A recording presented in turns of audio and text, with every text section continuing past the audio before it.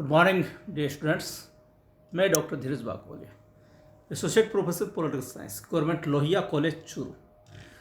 आज अपन बात करेंगे बीए भाग प्रथम के सबसे महत्वपूर्ण प्रश्न पत्र राजनीति विज्ञान के मूल आधार। इसकी शुरुआत करने जा रहे हैं और इसकी शुरुआत करेंगे अपन राजनीति विज्ञान के अर्थ और उसकी परिभाषाओं से। राजनीति विज्ञान, जिसे हम पॉलिटिकल साइंस कहते हैं, बीए यानी कि आर्ट्स यानी कि कला का एक विषय है और ऑप्शनल विषयों में इसका प्रमुख स्थान है। प्रथम वर्ष में अगर अपन देखें तो एक बहुत ही महत्वपूर्ण और इसका जो बुनियादी ढांचा है राजनीति विज्ञान का, वो इसके पाठ्यक्रम में शामिल है। और ये पेपर इतना महत्वपूर्ण है कि इसको समझे बिना और गहराई से इसको जाने बिना आप राजनीति विज्ञान के मर्म को नहीं समझ सकते। और चूंकि प्रथम पेपर और वो भी प्रथम वर्ष का इतना महत्वपूर्ण है और इसमें इतनी बहुत सी महत्वपूर्ण चीज़ें हैं पाठ्यक्रम में जिनको आपको गहराई से समझना अति आवश्यक है। इसीलिए अपन इस श्रृंखला को शुरू करने जा रहे हैं और ध्यान से समझने की और पढ़ने की आवश्यकता है। ये जो भी चीज़ें आपके सामने आए नोट्स के रूप में भी है और आप इनको नोट्स के रूप में उतार भी सकते हैं, बना भी सकते हैं। कहीं पर भी कोई बात हो तो आप मुझसे संपर्क भी कर सकते हैं। आपसे सबसे पहले निवेदन, यदि आपने अब तक चैनल को सब्सक्राइब नहीं किया है तो कृपया चैनल को सब्सक्राइब करें, लाइक करें, शेयर करें, कमेंट करें। कहीं पर भी कोई समस्या हो तो आप मुझसे संपर्क कर सकते हैं। चलिए शुरुआत करते हैं राजनीति विज्ञान का अर्थ। राजनीति विज्ञान सामाजिक विज्ञान की एक शाखा है। ये आप समझ लीजिए कि हम जो पॉलिटिकल साइंस जो विषय है वो सोशल साइंस का एक भाग है। सोशल साइंस में राजनीति विज्ञान के अलावा इतिहास, दर्शन शास्त्र, समाज शास्त्र, अर्थशास्त्र, मनोविज्ञान जैसे विषय आते हैं। उन्हीं में से एक विषय है राजनीति विज्ञान, यानी कि हम किसका भाग है? सोशल साइंस का।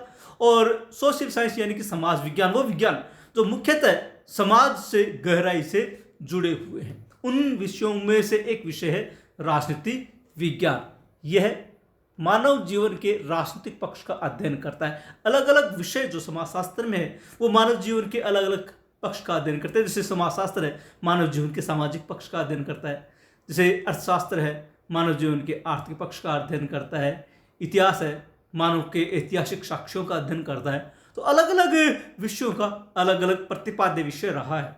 तो राजनीति विज्ञान का भी एक मौलिक जो विषय है वो है मनुष्य के राजनीतिक व्यवहार का अध्ययन करना, क्योंकि हमारा मूल जो ध्येय है वो राज्य सरकार जैसी संस्थाएं हैं और इनमें काम करने वाले व्यक्ति ही होते हैं, मानव ही होते हैं। इसलिए उन मानव के व्यवहार का अध्ययन करने वाला जो विषय है वो राजनीति विज्ञान के नाम से जाना जाता है। राजनीति विज्ञान अंग्रेजी भाषा के पॉलिटिकल साइंस का हिंदी रूपांतर है। यानी कि हम यूँ कहें कि राजनीति विज्ञान क्या है, हम अंग्रेजी में इसको बोलते हैं political science. Political science is equal to राजनीति विज्ञान। तो ये जो विषय है राजनीति विज्ञान, ये कहाँ से आया? यह है पॉलिटिकल साइंस शब्द से, जो इसका अंग्रेजी रूपांतरण है। और इस अंग्रेजी रूपांतरण जिसकी उत्पत्ति यूनानी शब्द पोलिस से मानी जाती है। ये जो हमारा पॉलिटिकल साइंस है, जिसे आज हम हिंदी में राजनीति विज्ञान कहते हैं या अंग्रेजी में पॉलिटिकल साइंस कहते हैं, ये पॉलिटिकल साइंस शब्द कहाँ से आया? पोलिस से। और पोलिस कहाँ से आता है? प्राचीन यूनान से।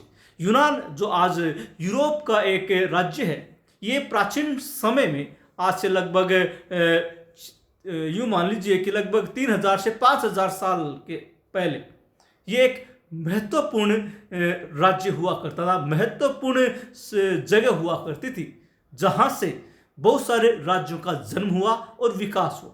आज जो हम राज्य देखते हैं उन राज्यों का प्रारंभिक रूप हमें यूनान में ही देखने को मिलता है। और यूनान में जो पॉलिटिकल साइंस शब्द का एक प्रकार से हम कह सकते हैं विस्तार हुआ। विस्तार कहाँ से हुआ? पोलिस शब्द से।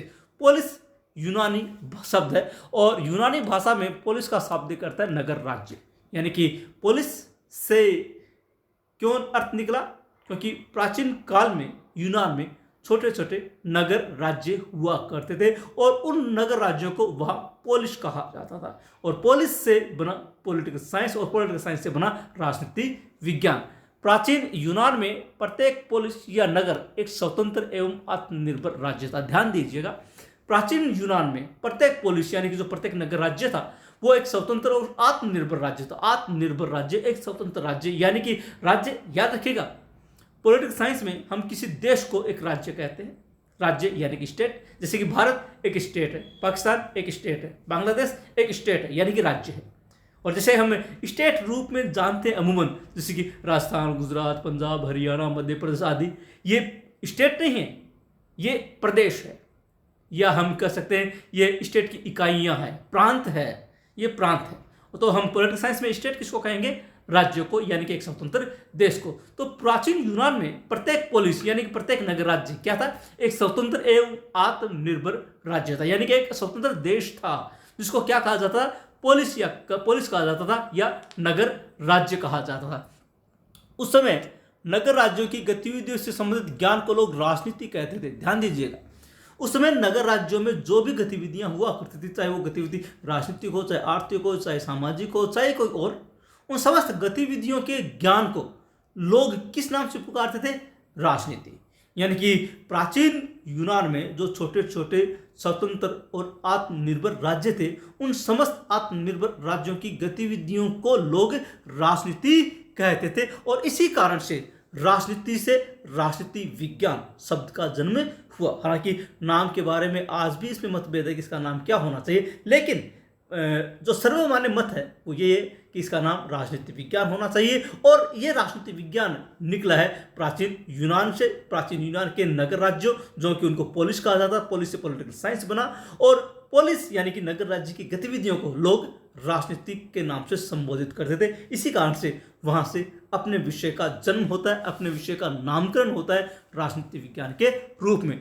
इसी कारण अरस्तु ने नगर राज्यों की राजनीति का विवेचन करने वाली अपनी पुस्तक का नाम पॉलिटिक्स रखा। अरस्तु जो कि यूनान का बहुत ही महान दार्शनिक हुआ था, उन्होंने एक प्रसिद्ध ग्रंथ लिखा, एक प्रसिद्ध पुस्तक लिखी जिसका नाम दिया उन्होंने पॉलिटिक्स। और अरस्तु को प्रथम राजवैज्ञानिक भी कहा जाता है। इसलिए अरस्तु की इस पुस्तक का नाम चूंकि पॉलिटिक्स था, और पॉलिटिक्स क्यों रखा? क्योंकि नगर राज्यों की गतिविधियों को लोग राजनीति या पॉलिटिक्स कहते थे, और इसी कारण से उन्होंने पॉलिटिक्स रखा। और इसी कारण से राजनीति विज्ञान शब्द का जन्म पोलिस से यानी कि नगर राज्यों से या इसी पॉलिटिक्स से माना जाता है। इसकी परिभाषाओं पर चर्चा करते हैं। राजनीति विज्ञान की सर्वसम्मत और सर्वमान्य परिभाषा करना अत्यंत कठिन कार्य है। यानी कि हम ये नहीं कह सकते कि ये एक परिभाषा सही रूप में है, उचित है और समुचित है, यानी कि जिसको सब लोग मान ले कि हाँ राजनीति विज्ञान का मतलब ये है, हाँ राजनीति विज्ञान को इस रूप में हम लेते हैं या राजनीति विज्ञान इसको कहते हैं। ये ऐसी कोई भी सर्वमान्य परिभाषा नहीं है जिस पर राजनीति विज्ञान के समस्त विद्वान एक मत होते हों, एक राय होती हों। विभिन्न विद्वानों द्वारा दी गई परिभाषाएं राजनीति विज्ञान के संपूर्ण पक्षों को प्रस्तुत करने की अपेक्षा उसके किसी एक ही पक्ष का चित्रण करती है। यानी कि जिन विद्वानों ने भी राजनीति विज्ञान की जो भी परिभाषाएं प्रस्तुत की है, जिस प्रकार की भी परिभाषाएं दी है, वो वास्तव में पूरे के पूरे राजनीति विज्ञान को स्पष्ट नहीं करते। यानी कि कोई न कोई उसमें किंतु परंतु आ जाता है, कोई ना कोई कमी दृष्टिगोचर हो जाती है। वो राजनीति विज्ञान के संपूर्ण पक्ष को छोड़कर किसी एक पहलू को, किसी एक पक्ष को ही अभिव्यक्त करती है। इसलिए कोई भी एक सर्वमान्य परिभाषा राजनीति विज्ञान की नहीं है। इसलिए किसी एक परिभाषा द्वारा राजनीति विज्ञान का संपूर्ण चित्रण नहीं किया जा सकता। यानी कि हम ये क्लियर नहीं कह सकते किसी एक निश्चित परिभाषा को देखकर कि ये राजनीति विज्ञान है। इसके लिए अभी तक कोई भी एक सर्वमान्य और एक निश्चित परिभाषा का निर्माण नहीं हुआ है। राजनीति विज्ञान की विभिन्न परिभाषाओं को दो मोटे वर्गों में बांटकर उनके संपूर्ण पक्ष को समझने का हम प्रयास कर सकते हैं। मोटे रूप में हम राजनीति विज्ञान को दो भागों में बांटते हैं, उसकी परिभाषाओं को दो भागों में बांटते हैं। कौन कौन सी? राजनीति विज्ञान की परंपरावादी परिभाषाएं और राजनीति विज्ञान की आधुनिक परिभाषाएं। सबसे पहले अपन बात करेंगे राजनीति विज्ञान की परंपरावादी परिभाषाएं। परंपरागत राजनीति विज्ञान से अभिप्राय प्राय व्यवहारवादी क्रांति से पूर्व प्रचलित विभिन्न सिद्धांतों से, यानी कि जब से राजनीति विज्ञान का जन्म हुआ है, कब से? प्राचीन यूनानी नगर राज्यों से। आज से लगभग, जैसे मैंने बताया आपको, 3000 से लेकर 5000 साल पहले ईसा पूर्व में, उस समय तक जो यूनान में प्राचीन नगर राज्य हुआ करते थे, तब से लेकर के जब राजनीति विज्ञान में व्यवहारवादी क्रांति का जन्म होता है। व्यवहारवादी क्रांति द्वितीय विश्व युद्ध के बाद आती है राजनीति विज्ञान में। और हम यूँ कह सकते हैं कि राज्य के जन्म यानी कि प्राचीन यूनान से लेकर के द्वितीय विश्व युद्ध तक का जो काल है वो राजनीति विज्ञान का परंपरावादी काल कहलाता है। और इसमें जिन चीज़ों पर फोकस किया गया, जिन चीज़ों पर ध्यान दिया गया, उनको राजनीति विज्ञान का परंपरागत कार्यस्थल कह सकते हैं या परंपरागत क्षेत्र कह सकते हैं। और उनके संबंध में जो परिभाषाएं दी गई उनको परंपरावादी परिभाषाएं कहा जाता है। तो राजनीति विज्ञान में व्यवहारवादी क्रांति से पहले तक का जो काल है वो परंपरावादी काल कहलाया जाता है, और व्यवहारवादी क्रांति के बाद का काल जो है वो आधुनिक काल कहलाता है। प्लेटो से लेकर कांट, एक्विनास और हिगल तक राजनीतिक सिद्धांतों को सदैव आचार शास्त्र या दर्शन शास्त्र के एक अंश के रूप में प्रतिपादित किया गया। ये महान दार्शनिक कहलाते हैं, जैसे प्लेटो है, अरस्तु है, एक्विनास है, हिगल है, कांट है आदि जो व्यक्ति आते हैं। जैसे इसमें मैकियावेली भी आता है, हॉब्स, लोक, रूसो भी आते हैं, बेंथम, ग्रीन, मिल आदि व्यक्ति भी आते हैं। ये सारे के सारे व्यक्ति दार्शनिक हैं और इन्होंने राजनीति विज्ञान को दर्शन शास्त्र के एक भाग के रूप में ही परिभाषित किया। इन्होंने यही माना कि राजनीति विज्ञान एक प्रकार का आचार शास्त्र है, एक प्रकार का दर्शन शास्त्र है, और उसी रूप में इन्होंने परिभाषित करने की चेष्टा की है। यानी कि ये ऐसे कल्पनाएं करते थे, काल्पनिक सिद्धांत इन्होंने प्रस्तुत किए। जैसे प्लेटो का शिक्षा सिद्धांत है, दार्शनिक राज्य का सिद्धांत है, आदर्श राज्य का सिद्धांत है। ये सारे के सारे एक काल्पनिक सिद्धांत है और एक कल्पना लोक में ये लोग खोए हुए रहते थे। चूंकि ये दार्शनिक थे इसलिए दार्शनिकता के साथ राजनीति विज्ञान को माना गया या दार्शनिक अवधारणा के तहत उसको स्वीकार किया गया। वे राजनीति को नैतिक, न्यायशास्त्रीय तथा कानूनी पहलू से ही देख पाए हैं। यानी कि इन्होंने इस राजनीति विज्ञान को आगे जाकर देखने का प्रयास नहीं किया। ये केवल कुछ एरिया तक ही सीमित रहे, कुछ निश्चित परिधियों तक बंधे रहे। जैसे कि ये राजनीति को नैतिक मानते थे, यानी कि होना चाहिए व्यक्ति को अच्छा होना चाहिए, राज्य को अच्छा होना चाहिए, राज्य को आदर्श होना चाहिए जैसी चीज़ों का इन्होंने ज़्यादा इस्तेमाल किया। न्यायशास्त्री, न्याय के अनुकूल होना चाहिए, राज्य को न्यायी होना चाहिए आदि चीज़ें इन्होंने की। यानी कि ये एक सीमित दायरे में ही रहे। उनके अनुसंधान के मुख्य विषय राज्य, सरकार, राजनीतिक संस्थाएं, राज्य के लक्षण आदि रहे। यानी कि मोटे तौर पर देखा जाए तो इन्होंने अपने सारे के सारे विचार राज्य के इर्द गिर्द ही बुने हैं। राज्य से बाहर निकलने का, राज्य से इतर जो संस्थाएं हैं उनको देखने का, समझने का प्रयास ही नहीं किया, उनके बारे में अध्ययन करने का प्रयास नहीं किया। आधुनिक समय में राजनीतिक विज्ञान में क्या क्या परिवर्तन हो सकते हैं, क्या नई चीज़ें राजनीतिक विज्ञान में शामिल हो सकती है, किन चीज़ों का और अध्ययन किया जा सकता है, कैसे राजनीतिक विज्ञान को और भी वाइड किया जा सकता है, इस बारे में इन्होंने अध्ययन ही नहीं किया। ये सीमित तक रहे, किसके तक? राज्य तक, राज्य के अलावा कुछ भी नहीं। राजनीतिक विज्ञान की परंपरावादी परिभाषा को निम्नलिखित 3 वर्गों में बांटा जा सकता है। यानी परंपरावादी क्या थे? पहला, राज्य का अध्ययन। राजनीतिक विज्ञान को हम क्या मानते हैं? सिर्फ और सिर्फ राज्य का अध्ययन, राज्य से बाहर कुछ भी नहीं। प्रारंभिक राजनीति शास्त्री राज्य को ही राजनीतिक विज्ञान का केंद्र बिंदु मानते थे। इनमें प्रमुख है गार्नर, ब्लंसली, गेरिज, एक्टन, गुडनोव आदि। ये जो विचारक हैं जो मैंने नाम लिए, जैसे कि गार्नर है, ब्लंसली है, गेरिज है, एक्टन है, गुडनोव है, ये सारे ये मानकर चलते हैं कि राजनीतिक विज्ञान मात्र राज्य का अध्ययन है, राज्य से बाहर कुछ भी नहीं। ये मानते हैं कि हमें क्या अध्ययन करना चाहिए कि राज्य का जन्म कैसे हुआ, राज्य कहाँ से आया, राज्य क्या करता है, राज्य को क्या करना चाहिए, राज्य की कौन सी संस्थाएं हैं, व्यक्ति के प्रति राज्य के क्या कर्तव्य हैं आदि बातें। यानी कि इनका पूरा का पूरा ध्यान जो है, पूरा का पूरा विचार जो है, अध्ययन का जो क्षेत्र है, अध्ययन का जो केंद्र बिंदु है, वो सिर्फ और सिर्फ राज्य रहा। इन्होंने राज्य को सूर्य मान लिया और इसके चारों ओर चक्कर लगाते रहे।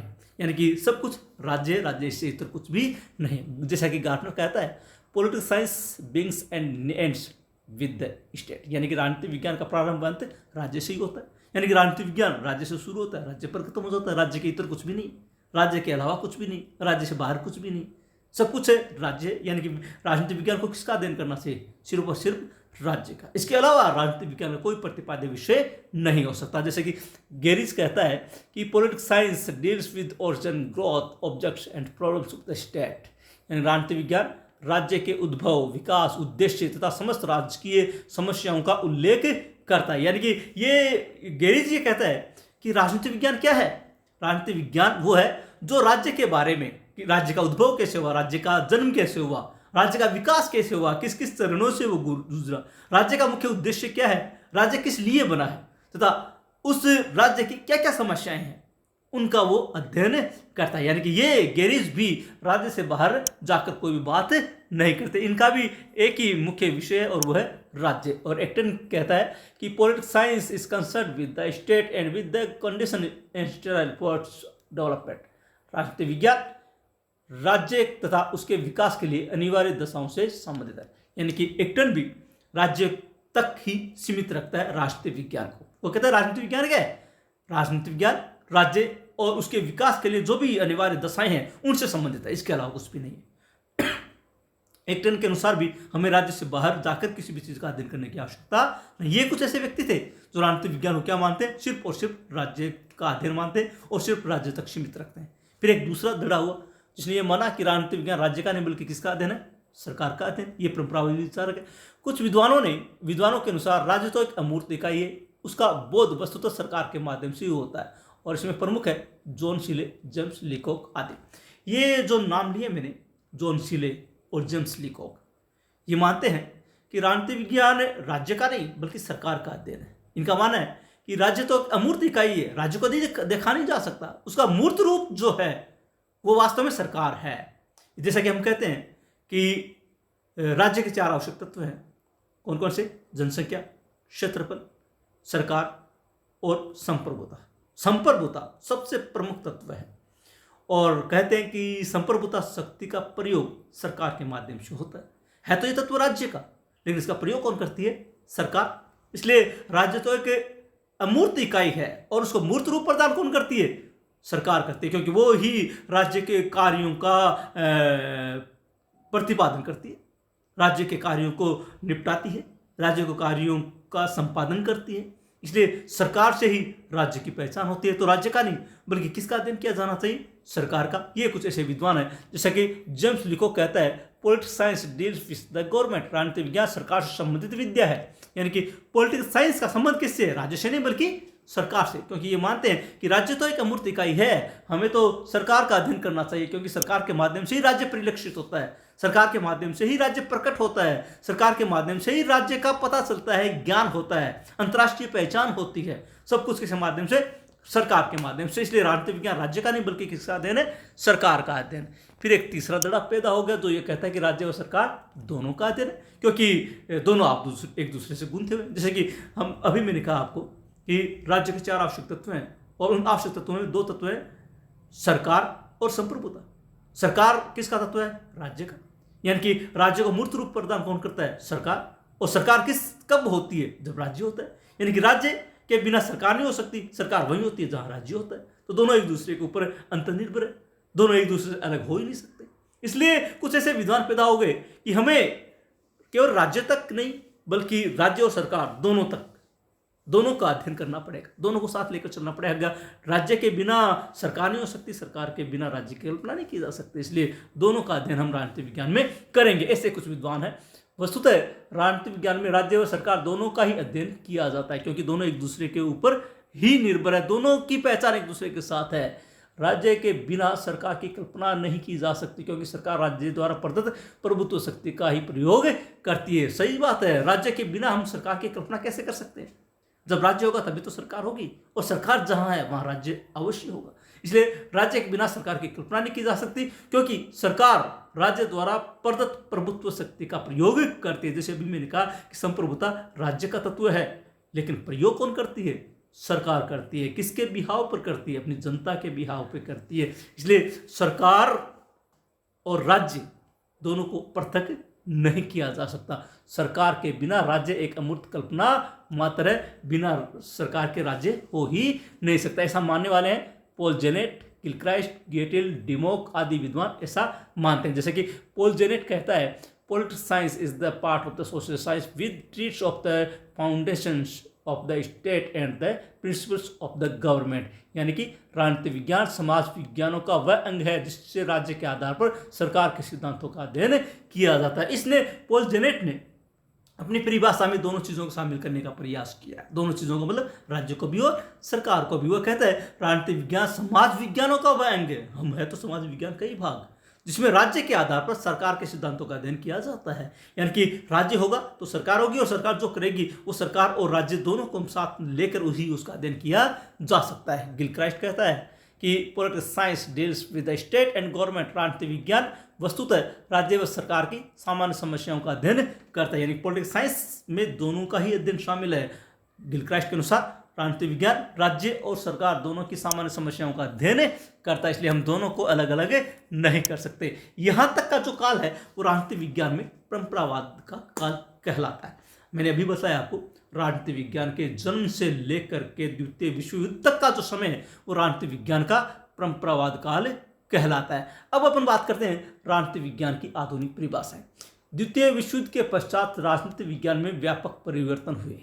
यानी कि सब कुछ जो चेंजेज आए राजनीति विज्ञान में वास्तव में द्वितीय विश्व युद्ध के बाद आए, और जिनका प्रमुख श्रेय अमेरिकन राजनीतिक शास्त्रियों को दिया जाता है, जिनमें Charles Merriam, professor Rensis Likert, Kurt Lewin, professor Lazarsfeld आदि प्रमुख है। ये अमेरिकी राजनीतिक शास्त्री हैं जो नाम है, जिनमें है चार्ल्स मेरियम, रेनिस लिकार्ट, कुर्ट लेविन, लज्जार्सफेल्ड। ये राजवैज्ञानिक है, सारे के सारे अमेरिकन हैं और सारे सारे आधुनिक राजवैज्ञानिक है। व्यवहारवादी क्रांति के सूत्रपातक भी यही है। व्यवहारवादी क्रांति का श्रेय भी अमेरिका को ही दिया जाता है, शिकागो विश्वविद्यालय को दिया जाता है। और इनके बाद राजनीति विज्ञान में परिवर्तन हुए और परिवर्तन के परिणाम स्वरूप राजनीति विज्ञान परंपरावाद से अलग होकर आधुनिक हो गया। यानी कि उसमें कुछ नवीन चीजें आ गई, जैसे मॉडर्नाइजेशन हो गया। जैसे कि मोबाइल पहले कुछ थे, आज कुछ है, तो ये मॉडर्नाइजेशन है ना। पहले लोगों की सोच में और आज की सोच में बहुत बड़ा अंतर है, आधुनिकता का दौर है। तो वैसे ही राजनीति विज्ञान में जो परंपरावाद का काल था वो द्वितीय विश्व युद्ध तक माना जाता है, और द्वितीय विश्व युद्ध के बाद राजनीति विज्ञान में व्यापक परिवर्तन हुए, जिसका परिणाम ये निकला कि राजनीति विज्ञान आधुनिक बन गया। राजनीति विज्ञान को नई दिशा देने में प्रथम प्रेरणा स्रोत शिकागो विश्वविद्यालय था, जिसके विद्वानों ने राजनीति विज्ञान को ज्यादा से ज्यादा विज्ञान सम्मत बनाने का बीड़ा उठाया। हम राजनीति विज्ञान के साथ एक शब्द लगाते हैं विज्ञान, यानी कि हम क्या है, विज्ञान है। जैसे कि प्राकृतिक विज्ञान है, जैसे कि जूलॉजी, बॉटनी, केमिस्ट्री, फिजिक्स यानी भौतिक विज्ञान, रसायन विज्ञान आदि जो विज्ञान हम पढ़ते हैं, प्राकृतिक विज्ञान, उसी भांति हमारे शब्द के आगे एक विज्ञान लगता है। विज्ञान तभी होगा जब विज्ञान की जैसे कुछ सिद्धांत हमारे विषय में हो। तो ये शिकागो विश्वविद्यालय के जो प्रोफेसर विद्वान है, इन्होंने राजनीतिक विज्ञान को न केवल आधुनिक बनाने का बल्कि राजनीतिक विज्ञान को और भी ज्यादा विज्ञान सम्मत बनाने का बीड़ा उठाया। यानी कि उनका कि हमें कुछ ऐसा परिवर्तन करना पड़ेगा हमारे विषय में, जिसके माध्यम से हम राजनीतिक विज्ञान को उचित माध्यम दे पाए, उचित दिशा दे पाए और राजनीतिक विज्ञान को वास्तव में विज्ञान की श्रेणी में खड़ा कर पाए। इसके लिए हमें परिवर्तन करना होगा। हम केवल राज्य और सरकार तक सीमित नहीं रह सकते, हमें इसको और आगे बढ़ाना होगा। इन विद्वानों ने राजनीतिक विज्ञान को समाजशास्त्र, मनोविज्ञान, दर्शनशास्त्र, सांख्यिकी, अर्थशास्त्र एवं मानव शास्त्र जैसे समाज विज्ञानों के निकट लाने का हर संभव प्रयास किया। इनका मानना था कि हम अकेले में नहीं चल सकते, हमें अंत अनुशासनात्मक दृष्टिकोण अपनाना पड़ेगा। यानी कि हमें अपने विषय के साथ साथ अन्य विषयों का भी अध्ययन करना पड़ेगा, क्योंकि हम समाज विज्ञान के भाग हैं, हम समाज विज्ञान से अलग नहीं हो सकते। जैसे कि राजनीतिक विज्ञान को समाजशास्त्र, मनोविज्ञान, दर्शनशास्त्र, सांख्यिकी, अर्थशास्त्र, मानव शास्त्र जैसे समाज विज्ञानों के और भी निकट लाने का प्रयास हमें करना पड़ेगा, ताकि हम उनके साथ जुड़कर उनके साथ भी उनकी समस्याओं का भी अध्ययन करते हुए राजनीतिक विज्ञान को और भी ज्यादा विज्ञान सम्मत बना सके। अकेले हम अध्ययन नहीं कर सकते, उनके साथ उनकी चीजों को लेकर, उनकी अध्ययन सामग्री को लेकर, उनकी अध्ययन पद्धतियों को लेकर हमें अध्ययन करना होगा। राजनीतिक विज्ञान की नवीन परिभाषाओं के संदर्भ में इनका निम्नलिखित रूप में अध्ययन किया जा सकता है। क्या है नवीन परिभाषाएं? राजनीतिक विज्ञान मानवीय क्रियाओं का अध्ययन है।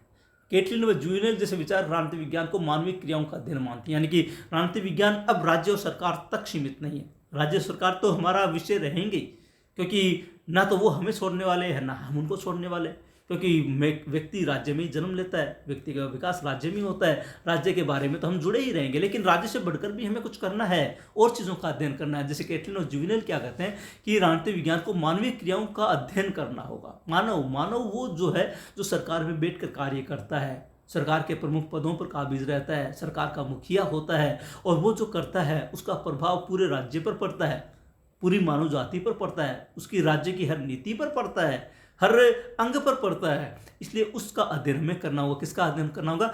मानवीय क्रियाओं का। केटलिन के अनुसार राजनीति विज्ञान संगठित मानव समाज से संबंधित है, यानी कि जो मानव समाज है उसी से संबंधित तो है राजनीति विज्ञान, क्योंकि हम उसी का तो भाग हैं। इस प्रकार राजनीति विज्ञान में व्यवहारवादी आंदोलन के समर्थकों का स्पष्ट कहना है कि राजनीति विज्ञान वह विज्ञान है जो मनुष्य के राजनीतिक व्यवहार का अध्ययन करता है। यानी कि हमें किसका अध्ययन करना होगा? मनुष्य के राजनीतिक व्यवहार का।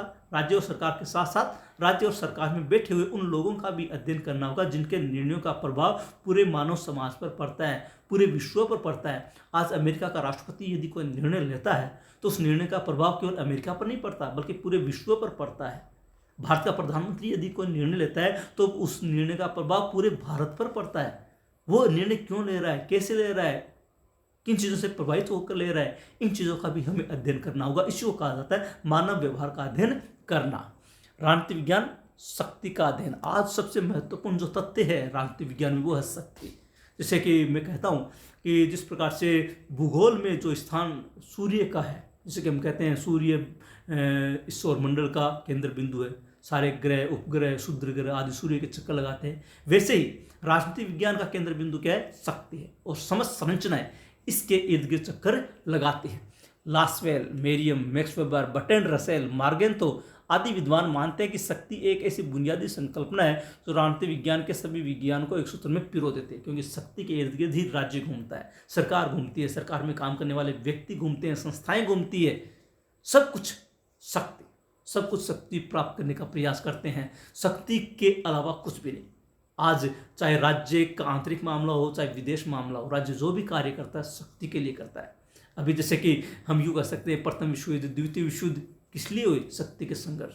अंतर्राष्ट्रीय राजनीति में शीत युद्ध क्या हुआ? शक्ति का संघर्ष। उसके अलावा हम जितने भी प्रकार की चीज़ें देखते हैं अंतर्राष्ट्रीय राजनीति में वो सब शक्ति के लिए संघर्ष है, और शक्ति के बिना राजनीति विज्ञान की हम कल्पना नहीं कर सकते। आज का जो युग है वो शक्ति का युग है, शक्ति से परे कुछ भी नहीं। जो भी गतिविधियां होती है अंतर्राष्ट्रीय राजनीति में, राज्य राजनीति में, सब शक्ति के लिए होती है। प्रत्येक व्यक्ति शक्ति प्राप्त करने का प्रयास करता है, इसलिए राजनीति विज्ञान क्या है? शक्ति का अध्ययन है। लासवेल के अनुसार शक्ति का सिद्धांत संपूर्ण राजनीति विज्ञान में एक बुनियादी सिद्धांत है। संपूर्ण राजनीतिक प्रक्रिया शक्ति के वितरण, प्रयोग एवं प्रभाव का अध्ययन।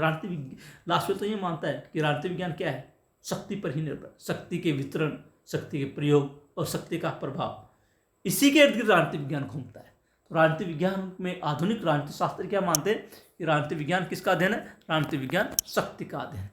एक ही है राजनीति विज्ञान राजनीतिक व्यवस्था का अध्ययन। राजनीतिक व्यवस्था पूरी की पूरी संपूर्ण ढांचा, पूरे देश का ढांचा जिसमें समस्त चीज़ें शामिल हैं, वो सब राजनीति विज्ञान का अध्ययन का केंद्र बिंदु है। किसी भी चीज़ को हम अलग नहीं कर सकते, किसी भी चीज़ को हम छोड़ नहीं सकते। राज्य में होने वाली प्रत्येक चीज़, प्रत्येक गतिविधि, प्रत्येक घटना राजनीतिक व्यवस्था का भाग है, जिससे राजनीतिक व्यवस्था को जूझना पड़ता है, सामना करना पड़ता है। जैसे आमेड और पावेल क्या कहते हैं? राजनीतिक व्यवस्था के अंतर्गत व्यवस्थापिका, न्यायालय और प्रशासनिक एजेंसियां जैसी सरकारी संस्थाएं ही सम्मिलित नहीं है। इनको तो हम मानते हैं। राजनीतिक व्यवस्था का जो ढांचा है सरकार के 3 अंगों से शुरू होता है, व्यवस्थापिका, कार्यपालिका, न्यायपालिका, ये तो है ही। इसके अलावा वरन सभी संरचनाएं अपने राजनीतिक पहलू की दृष्टि से सम्मिलित है। सभी संरचनाएं, देश में पाई जाने वाली सभी चीज़ें अपने राजनीतिक पहलू की दृष्टि से राजनीतिक व्यवस्था का भाग है। कैसे? क्या क्या है इसमें? रक्त संबंध और जाति समूह जैसी परंपरागत संरचनाएं हैं। रक्त संबंध और जाति का भी हम, जैसे कि रजनी कोठारी कहती है कि जाति का राजनीतिकरण हो गया और सब कुछ निर्णय जाति के आधार पर लिए जाने लगे। चाहे टिकटों का बंटवारा हो, चाहे मंत्रिमंडल का निर्माण हो, चाहे सरकार के निर्णय हो, जाति के आधार पर होने लगे। इसलिए ये चीज़ें भी क्या है? राजनीतिक व्यवस्था का पार्ट बन गई है। इसके अलावा हत्या, दंगे, उपद्रव, प्रदर्शन जैसे अव्यवस्थित तत्व भी इसमें शामिल है। राजनीतिक व्यवस्था में ये भी होते रहते हैं। राज्य में, राजनीतिक व्यवस्था में ये सब चीज़ें चलती रहती है। हत्या, दंगे जैसी भी चीज़ें चलती है, उपद्रव, प्रदर्शन जैसे भी होते हैं, आंदोलन भी होते हैं, क्रांतियाँ भी होती है, उठापटक भी होते हैं, तख्तापलट भी होते हैं। ये सब राजनीतिक व्यवस्थाओं का भाग है, चाहे व्यवस्थित तत्व हो चाहे अव्यवस्थित हो, सब राजनीतिक व्यवस्था में शामिल है। इसमें राजनीतिक दल, दबाव गुट तथा संचार साधन जैसे औपचारिक संगठन भी शामिल है। सारी चीज़ें, राजनीतिक दल भी राजनीतिक व्यवस्था का ही भाग है, क्योंकि उन्हीं से राजनीतिक व्यवस्था का निर्माण होता है। दबाव गुट जो राजनीतिक व्यवस्था को प्रभावित करने की चेष्टा करते हैं, संचार साधन जिनसे राजनीतिक व्यवस्था प्रभावित होती है, क्योंकि उन्हीं के माध्यम से अपनी बात जनता तक पहुंचाई जाती है, जनता की बात सरकार तक पहुंचती है। ये सब चीज़ें भी इसमें शामिल है। राजनीतिक व्यवस्था की धारणा में ये बात भी शामिल है कि ये सभी संरचनाएं परस्पर संबंधित है, किसी को अलग नहीं कर सकते। सारी चीज़ें गुंथी हुई, जुड़ी हुई राजनीतिक व्यवस्था में इस प्रकार से जुड़ी हुई है कि इनको अलग किया ही नहीं जा सकता। ये तो होती है सब चीज़ें, और इन्हीं से राजनीतिक व्यवस्था का निर्माण होता है, और इन्हीं से राजनीतिक व्यवस्था को जूझना होता है, इन्हीं के बारे में निर्णय लेना होता है, इन्हीं का संपादन करना होता है। अर्थात यदि एक तत्व में परिवर्तन होता है तो अन्य तत्वों पर अनिवार्य प्रभाव पड़ेगा। कहीं पर भी कुछ भी परिवर्तन होगा तो दूसरी चीज़ें भी उससे प्रभावित होगी, हम उसको मना भी नहीं कर सकते। अगर कहीं पर कोई परिवर्तन हो, जैसे कि पहले केंद्र में कांग्रेस की सरकार हुआ करती थी, उसकी संरचना अलग थी, फिर बाद में मिलीजुली सरकारों का काल हुआ आया, उनकी संरचनाएं अलग थी, फिर बाद में अभी जैसे बीजेपी का दौर चल रहा है ना, भारतीय जनता पार्टी, इसकी व्यवस्था अलग है, इसका ढांचा अलग है, इसका सिस्टम अलग है, इसका प्रभाव यानी कि जो परिवर्तन आते हैं राजनीतिक व्यवस्था में, इनका प्रभाव सब चीज़ों पर पड़ता है, सारी व्यवस्थाएं उस रूप में ढल जाती है। इस धारणा के समर्थक विद्वान है आमंड और पावेल, डेविड स्टर्न, मार्टिन केपलान, इनको व्यवस्थावादी विचारक कहा जाता है। कौन? आमंड और पावेल, डेविड स्टर्न, मार्टिन केपलान, ये व्यवस्थावादी विचारक जिन्होंने राजनीतिक व्यवस्था के अध्ययन पर फोकस किया है। और अगला है राजनीतिक विज्ञान, निर्णय प्रक्रिया का अध्ययन, यानी कि निर्णय कैसे लिया जाता है। लासवेल राजनीतिक विज्ञान को मूलतः एक नीति विज्ञान मानता है, जिसमें स्पष्ट उद्देश्यों के लिए ज्ञान का संग्रह किया जाता है और उसे उन विकल्पों के साथ पूर्ण रूप से जोड़ दिया जाता है जो इतिहास की प्रकट होने वाली प्रक्रियाओं से अधिक संभाव्य है। यानी कहने का मतलब है कि लासवेल मानता है कि निर्णय कैसे लिया जाता है, एक राजनीतिक व्यवस्था किन चीज़ों से प्रभावित होकर किस प्रकार के निर्णय लेती है। कोई भी घटनाक्रम आ जाता है तुरंत तो उस पर निर्णय नहीं लिया जाता, उसके बारे में विचार किया जाता है, मंथन किया जाता है और समुचित और उचित हल निकालने की चेष्टा की जाती है। इसलिए राजनीतिक विज्ञान वास्तव में क्या है?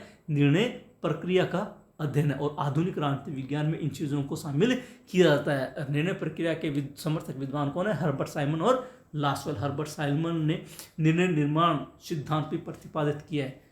ये सब चीज़ें राजनीतिक विज्ञान के आधुनिक भाग में शामिल हो गए। तो राजनीतिक विज्ञान में परंपरागत और आधुनिक दो धड़े बने। परिभाषाओं के संदर्भ में परिभाषित करने की चेष्टा की कि राजनीतिक विज्ञान क्या है। परंपरावादी राजनीतिक विचारक राज्य और सरकार को राजनीतिक विज्ञान का केंद्र बिंदु मानते हैं, जबकि आधुनिक जो राजनीतिक विज्ञान है वो राजनीतिक विज्ञान को मानव व्यवहार, शक्ति, राजनीतिक व्यवस्था, निर्णय प्रक्रिया जैसे तत्वों से जोड़कर देखते हैं। तो इनके आधार पर अब आधुनिक राजनीतिक विज्ञान का दौर चल रहा है, नवीन सिद्धांत प्रतिपादित हो रहे हैं। आज अपन ने मुख्य रूप से बात की राजनीतिक विज्ञान का अर्थ और राजनीतिक विज्ञान की परिभाषाएं। इसको अपन अगली कड़ी में बढ़ाएंगे राजनीतिक विज्ञान के क्षेत्र के संबंध में। आशा है आपको वीडियो पसंद आया होगा। कहीं पर भी कोई कन्फ्यूजन हो तो आप कमेंट बॉक्स में जाकर लिखें, या आप मुझसे व्यक्तिगत रूप से भी संपर्क कर सकते हैं। मेरे मोबाइल नंबर है 94 144 020 85, 94 144 020 85। आप इनसे संपर्क कर सकते हैं और अपनी समस्या का समाधान पूछ सकते हैं। पुनः निवेदन, यदि आपने अब तक चैनल को सब्सक्राइब नहीं किया तो प्लीज़ चैनल को सब्सक्राइब करें, लाइक करें, शेयर करें, कमेंट करें। मिलते हैं अगले वीडियो में इस कड़ी को आगे बढ़ाते हुए। तब तक के लिए धन्यवाद।